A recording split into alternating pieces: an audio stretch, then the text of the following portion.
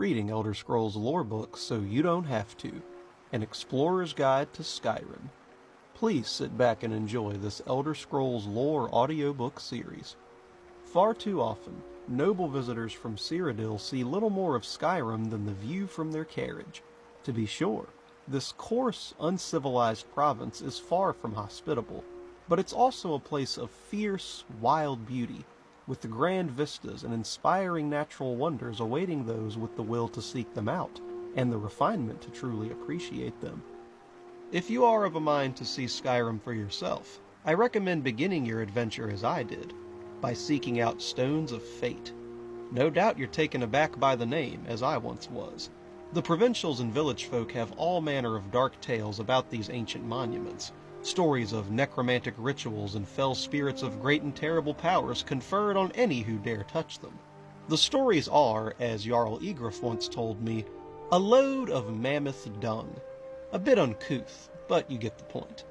To be sure, keep your guards with you at all times. Brigands and wild animals are never to be taken lightly. But the stones themselves are nothing to fear. Quite the contrary. Their proximity to cities and roads makes them ideal destinations for the novice explorer, and many boast spectacular views that made the journey well worth the effort. To whet your appetite, here are 4 such locations. Most travelers enter Skyrim by way of Helgen, also known as the Gateway to the North. If you find yourself in this backwater hovel, consider taking an afternoon's ride to the north, keeping to the road as it winds down the cliffs at the eastern end of Lake Illinalta. Just off the path on a small bluff lie the 3 Guardian Stones, which is the greatest concentration of standing stones in all Skyrim. The view of the lake here at sunset is simply sublime. Visitors from Cheydinhal will pass through Riften, which is a city of intrigue and larceny since Tiber Septim's day.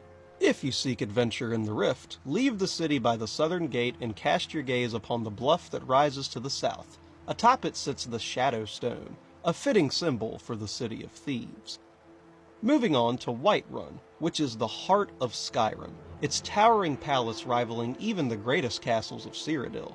But, should you tire of the Jarl's hospitality, another adventure awaits a few hours east of the city, along the road that rises above White River Gorge. The Ritual Stone can be found atop the iconic hill that rises on the north side of the road, set into an ancient monument. Take time to soak in the incredible view of Whiterun, the tundra, and the gorge from this unique spot. More seasoned explorers may wish to visit Markarth, the ancient city of stone far to the west. The recent Forsworn rebellion has made travel in the Reach perilous, but for those determined to seek adventure no matter the cost, another stone can be found to the east of the city, perched on the mountain above Kolskegger Mine. Though the climb is difficult, reaching the summit is a milestone any explorer could be proud of. There are other Stones of Fate to be found in Skyrim. I myself have seen several more, perched on the most remote mountain peaks or wreathed in fog amid the northern marshes.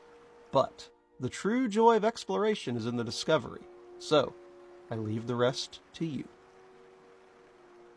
Thank you so much for listening to this video. If this is content you enjoy, please feel free to give the video a like and consider following my page where we talk about anything and everything Elder Scrolls related. And please, if you have a request for another lore book for me to read, comment it down below. Stay tuned for the next episode of the Elder Scrolls lore audiobook series, here on Elder Scrolls Talk.